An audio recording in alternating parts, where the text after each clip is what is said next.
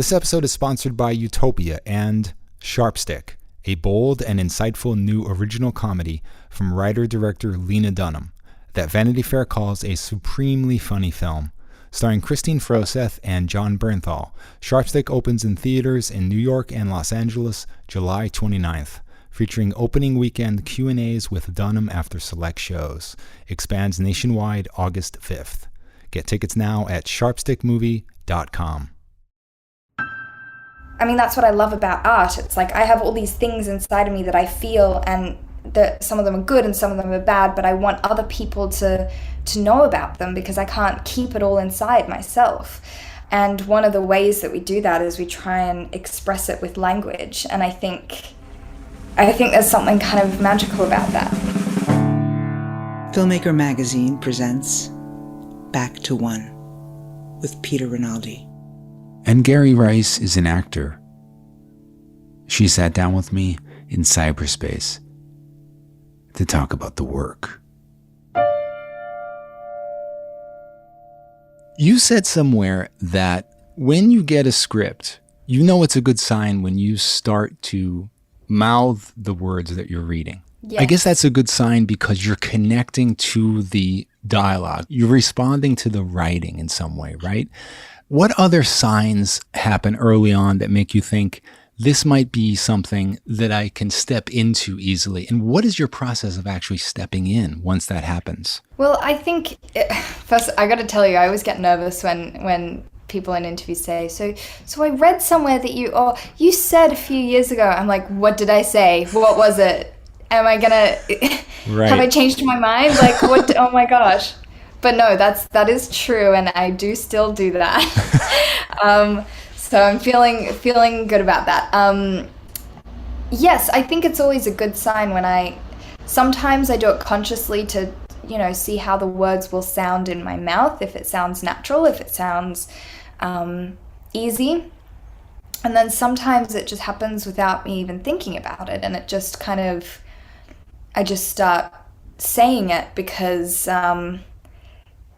dialogue is meant to be said out loud in a script. It's like reading a script is like reading a recipe, and it's the steps to what will eventually be something so different from what's on the page. So to kind of, I guess it's like adding one ingredient that I can add in the moment is saying the dialogue out loud, right, to get some sort of idea of how it's going to play, on the day. And I think quite simply what is a great sign for me is if I just want to keep reading. I'm a big reader and I love reading books, but I do struggle with scripts a lot of the time because they can feel so clinical in a way because there's so much apart from the dialogue. Yeah. All that writing it's like is a blueprint. It's informing the visuals and it is the blueprint, and a lot of that writing is going to be lost, so it can feel then this happens, this is where we are, this is what it looks like, rather than emotional in that way. So I struggle with that sometimes, but if I want to keep reading a script, if I'm not looking at the page number and thinking, when can I go get a snack, then that's a really good sign. In your podcast, which is great, by the way, it's called The Community Library, and you talk a lot about your love of literature and stories. And actually, somewhere else, tell me if this is wrong, you said, or no longer true, you said because you started that podcast, you actually look more critically at scripts because of this way you're approaching stories in general for your podcast, breaking them down, figuring out what you like about them, what's interesting. But what is that critical eye now doing for you? Is it actually helping in that first initial process of actually reading a script? Yeah, well, I think because for me, looking at something with a critical eye, it doesn't mean looking for flaws. It doesn't mean looking for the bad things in the script. It means breaking it down in a way of looking at the characters, the plot conventions, how the story is constructed, and how certain themes are explored through these story conventions or through breaking story conventions. And I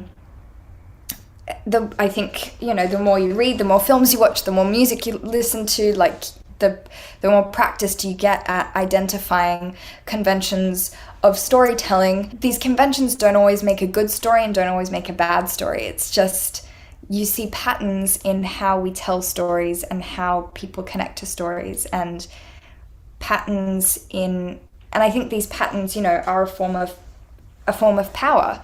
Who controls the patterns, who maintains them. I think that's important in seeing how a script kind of explores the world that it creates in the story and our world as well, the real world. So I think the podcast has really helped me practice that, because I was very practiced at that in school, because I was, reading texts and writing essays and yeah. There's so many people who don't want to read, right? Especially young people right now.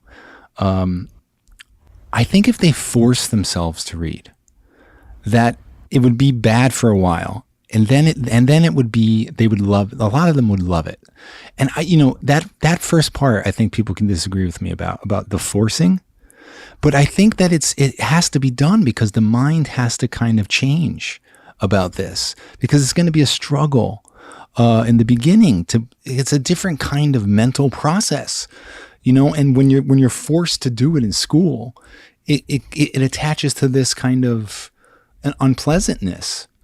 I don't know if you agree with that, but being around words so much as a lover of words, I mean, this must help you in all aspects of acting, right? I feel that it does. I think I had a very similar experience, in grade 11. I realized that I hadn't read a book for myself in months. I'd just been reading books for school. I'd lost the joy of reading because I felt like it was homework, and I felt like it was taking time away from, when I wanted to be hanging out with friends or whatever. And then I kind of reframed it in my mind about, making it a hobby and making it something for myself. I do think that being a reader has helped me in all sorts of aspects of my work. I mean, I love words so much, because it's our way of like trying to organize messy emotions, trying to pin these nebulous feelings down and express them and share them. I mean, that's what I love about art. It's like I have all these things inside of me that I feel, and that some of them are good and some of them are bad, but I want other people to know about them, because I can't keep it all inside myself. And one of the ways that we do that is we try and express it with language. And I think there's something kind of magical about that. Because you're such a lover of stories, because it's important to you as a storyteller yourself, I'm curious about what you think of the idea of trying to figure out, okay, this character, do I approach it as an emotional being with a backstory, or do I approach it as a part of this story? And I'm worried that people are building an emotional being and a character that they're living in, and forgetting about the dramaturgical purpose of this character. And I just wanted to know if you think about this, and I want to know if you think about this now that you're kind of venturing off into being the lead character in a movie. Have you thought about all of this from a storytelling angle, and how that works as an actor? I do think it depends on the character and the story as well. I think there is a fine balance to strike between understanding the character in a way that's believable. I think that's the way to make characters believable, is to understand them and to know what you're saying and to know what you're doing. I think you can fake meaning and you can fake understanding, but I think ultimately and it can be as simple as, understanding the definition of a word in a line. You can fake it and you can rush through it, but I think for me it's always helpful to actually know and to understand, okay, why am I doing this? What is the reason? But there's that kind of emotional connection to it, which is very focused on the actor and the actor's craft. And then there's the practical, more zoomed out approach, which is I'm an element of a story that I'm telling, and how does this character serve the story? How is this used as a theme or an element of this story? I do think you can approach it both ways at the same time. I think that's really helpful. And I think it's also helpful in any given scene to think about, this is where the character is personally, but where is the audience as a viewer watching this story unfold? What do we want the audience to feel? What do we want them to understand and know at this point for the larger story? It does make a difference if you're, number 8 on the call sheet or you're number 1 on the call sheet, about what your character does and how they serve the story. I think that part of the reason why I'm talking to actors rather than being an actor is that I wasn't raised to be like a high achiever. I was asked to do the school play and I was so scared. I said no. And my parents didn't push me.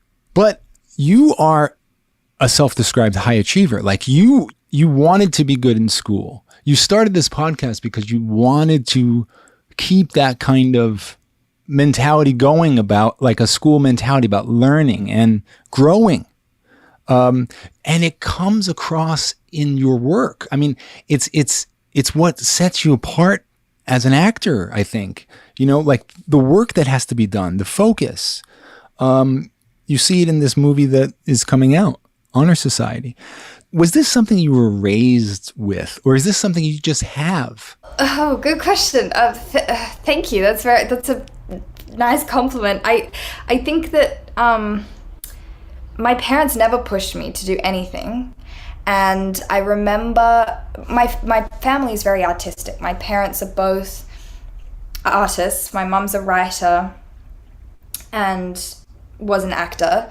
And my dad is a director and producer. And so they're both very, very creative people.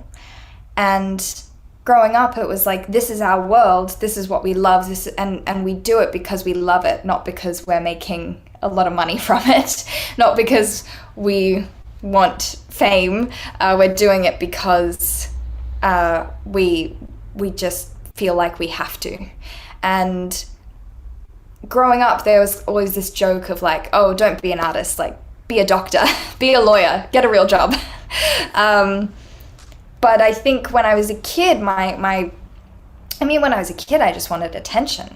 I think that's still kind of true. I think it's like, it's attention and validation. It's connecting with people in a way that I think is beautiful and communal, and about connection, but it's also about feeling seen yourself, both superficially and not superficially, on the inside, feeling like people see you and understand you.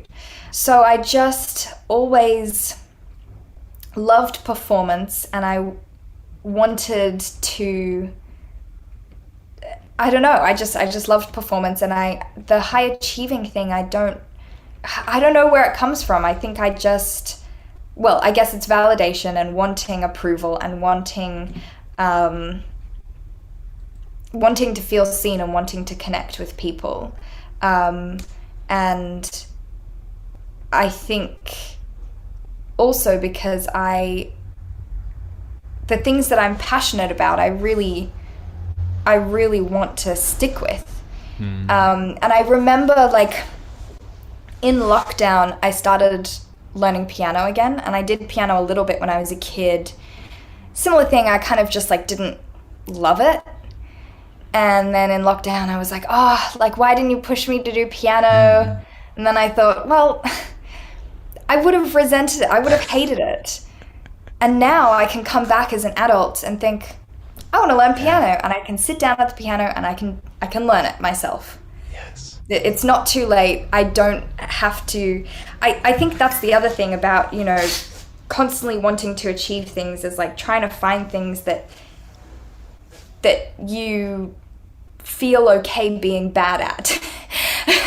So for me, piano is one of them. I'm not a good piano player, but I really try.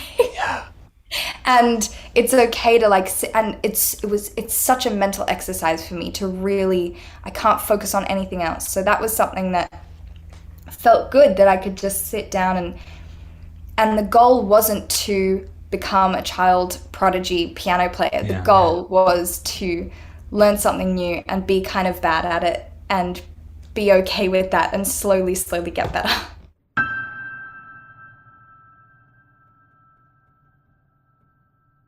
You said somewhere, tell me if this is still true, that a safe space is the most important thing for you when you're acting. Yes. Tell me, what are the elements that make up a safe space in terms of an acting safe space? I think a safe space is mutual respect for everyone on set. I think that's really important when you feel like everyone is in it together as a team and everyone's being taken care of.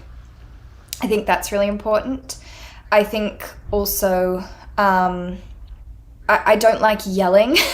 I mean, it's quite simple things, really. It's like I don't think yelling, you know, if you need to throw your voice to get people's attention, that's important. But I don't think yelling has any place in a workplace. I don't think it's ever helpful or kind. I think it's mutual kindness and respect, really. You know, I do think that a safe space on set for everyone means that everyone will be able to do their best work. I really do believe that, you know, if you're doing a scene where, well, at least for me personally, if I'm doing a scene where my character's in a really dangerous situation and feeling very distressed and upset and unsafe, I believe for myself that if the real life environment is a safe one, my performance will be better because I will feel the safety to explore unsafety, if that makes sense. Yes. I really don't think creating a hostile environment to reflect it in the work is necessary for me, and for me personally, it's also not helpful. I also think it's like, I think storytelling indirectly helps people and saves lives, and I think is a huge foundation of who we are as people. But it's also, you know, at the end of the day, like, a film set is a workplace, and people go to work and then they have to go home to their families in the evening and, you know, cook dinner and go to bed. So it's that practicality of what we do is important, and I think what I do is important to me and to other people, but it's also, we don't need to risk people's safety and emotional well-being to get it done. Beautifully put. Beautifully put. Along those same lines, what works for you in terms of direction? What do you respond to? I really respond to when directors, you know, when we talk about how the character's feeling. And the director says to me, this is, you know, think about this. Can you feel this? Can you think about, this is the first time this has happened. This is the last time you'll speak to this person. Think about the day that you've had. I really respond to that. Getting into that emotional headspace and seeing what comes out. Because I think that, well, what's weird though for me, this isn't really answering your question, but what's weird for me is that I started acting when I was really young, and I didn't have a process. I didn't have a craft. My process was I learnt my lines and I showed up, and then I did the thing. And then as I've gotten older, I've fine-tuned what I know works for me and what I know doesn't, and what things I've held on to from, you know, my first film that I did when I was just a little peanut. And and I think there are some, and you know, there are things that I've realized as I've gotten older that I've had to work more on and learn from. But I do also, I still really want to hold on to, you know, part of who I was on my first film. I learnt the entire script before day one of shooting, the entire thing. And I showed up and I was like, that's my preparation. I know all the words. I did it.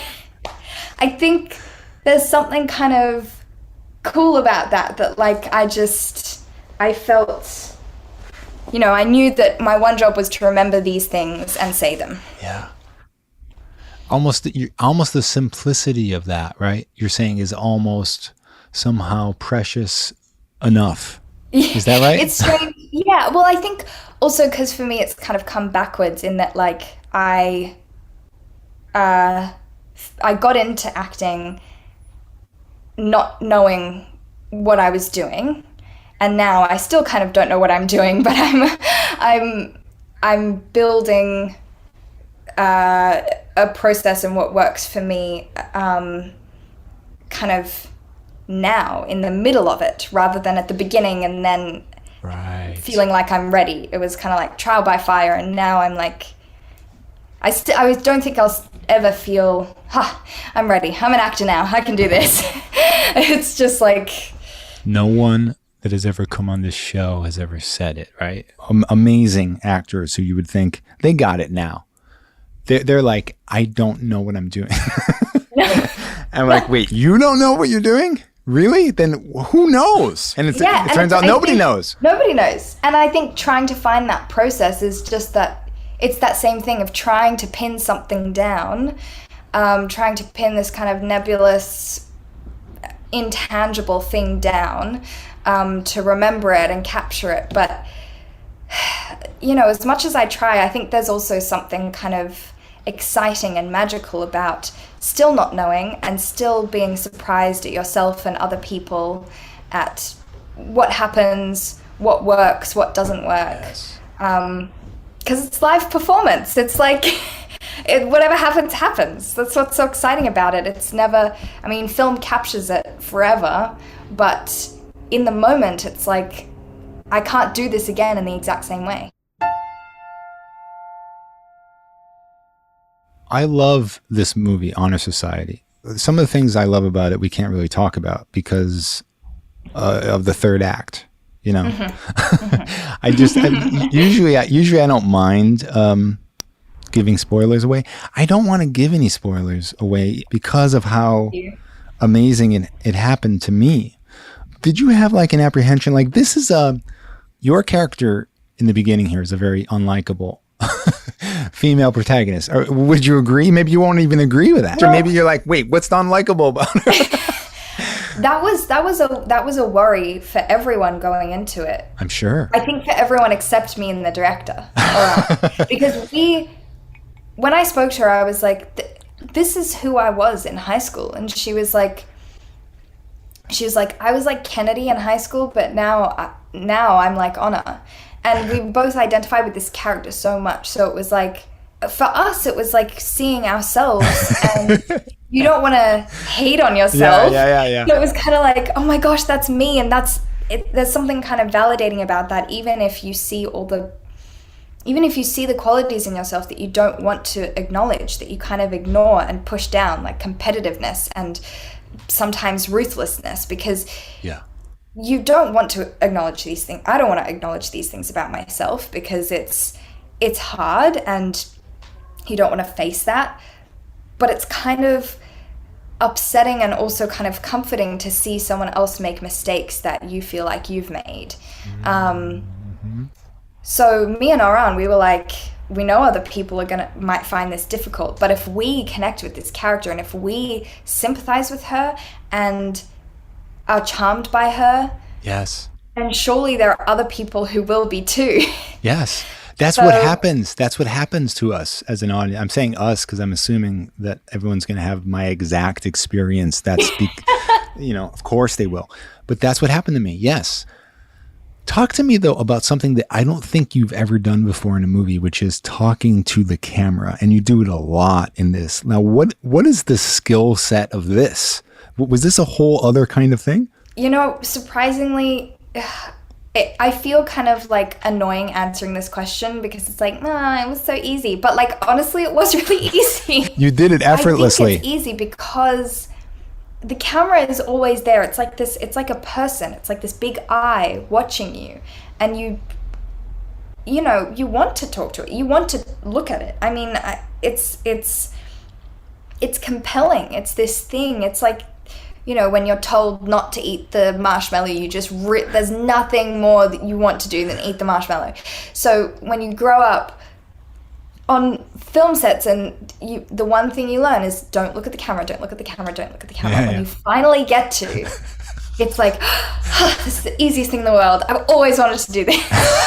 It's like getting to eat the marshmallow. That's so interesting. Exciting. Yeah, I never thought of it like that. I think also because it's a way to connect with the audience. I mean, even in theatre, when I haven't done a whole lot of theatre, but I did a little bit when I was younger, and my parents work in theatre, so I grew up seeing a lot of it. And even in theatre, you know, when the actors are talking to each other, they are still so aware of the audience and sometimes address the audience, look out into the audience. So I think it's that kind of, that instinct to connect to whoever's watching. In your podcast, you talk about Los Angeles, and you say, even though you've done a bunch of movies in Los Angeles, you haven't figured out this town yet, and you haven't figured out your place in it, really.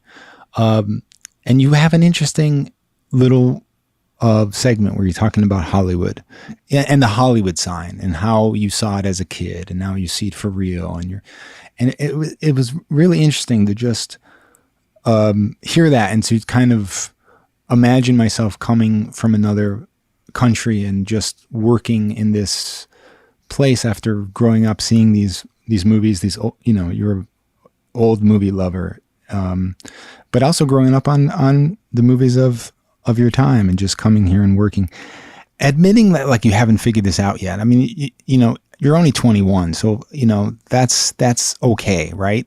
Are you getting an idea though of what would make you happy in this work? There are a few scripts that have come through kind of recently that are about young people but not set at high school. I think there's a really interesting kind of gap of movies and books about young people who aren't in high school and aren't in college. Kind of that, you know, 19, 20, 21 sort of age bracket when you're not in high school anymore and you might not be in college. Because that's me, and that's a lot of my friends who didn't go to college or university, or they did and they dropped out and they're doing something else now. So there are a few scripts that I've read that are about that and set during that time in a person's life. And there are some that I've really wanted and haven't gotten. And that's really hard. Because when they feel a little bit rare. Yeah. When you find something and you're like, oh my gosh, I want to play this so much because this feels so right for me. And then you have other people telling you, oh, you're not right for it. We went with someone else. Right. So I think, you know, there are a wealth of stories in that age bracket. I don't know about, you know, often a lot of them are period pieces, because that you still had young people coming of age but having to bear the burden of many responsibilities really, really quickly. There was no teenager, there was child and adult. So I think that kind of new adult age bracket is really interesting, and I guess it really actually comes back to the script for me. It's like it all starts with the script. I don't think a movie can be saved if, you know, by actors or by directors or producing team or whatever, if the script is terrible. And I don't think that happens a whole lot where a script is truly terrible. I think all stories have interesting and redeeming things about them. But for me, it really does come down to what's written on the page. And I don't know if I have a particular goal in mind for a particular type of story, because I don't know what I'm looking for yet, and I want to be surprised. And I think that's kind of when for me at least, the most interesting things come along is when you don't know that's what you wanted or what you needed until you read it.